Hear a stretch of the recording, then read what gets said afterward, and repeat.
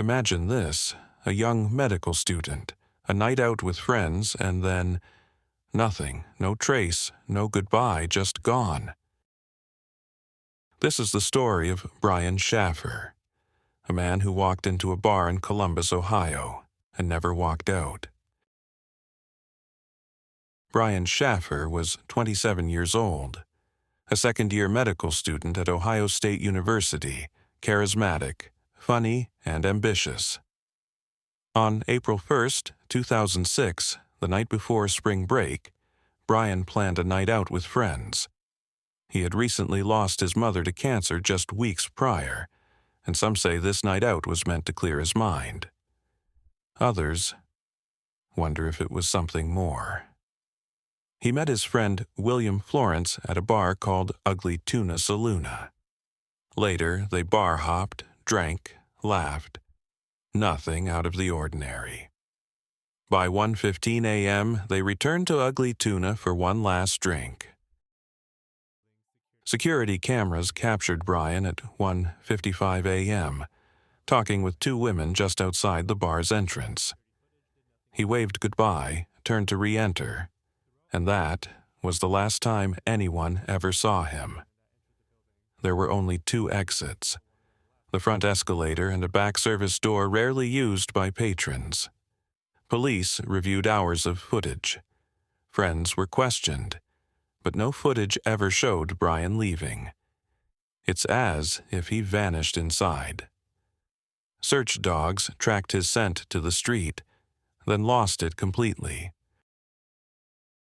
Brian's girlfriend, Alexis Wagoner, called him hundreds of times in the days after. It would ring, sometimes go to voicemail. Once, it rang 3 times and then stopped, as if someone had answered and said nothing. A chilling detail that haunts her to this day. Police scoured construction sites, rivers, and surrounding neighborhoods. No blood, no clothing, no body, his apartment untouched. His car still in the parking lot. Some speculate the bar's cameras were manipulated, or that Brian left disguised during ongoing construction work. But the footage shows every single patron except him. Was Brian the victim of foul play? Some believe he may have been attacked inside the bar or a nearby alleyway, but with no evidence and no sign of struggle, this theory remains chilling, yet hollow. Others think Brian simply left. His mother's passing weighed heavily on him. Friends said he seemed off that night, drinking more, quieter than usual. Did he walk away to start over?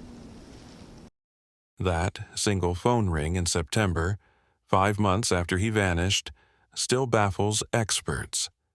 Cell tower data traced it to a location near his apartment.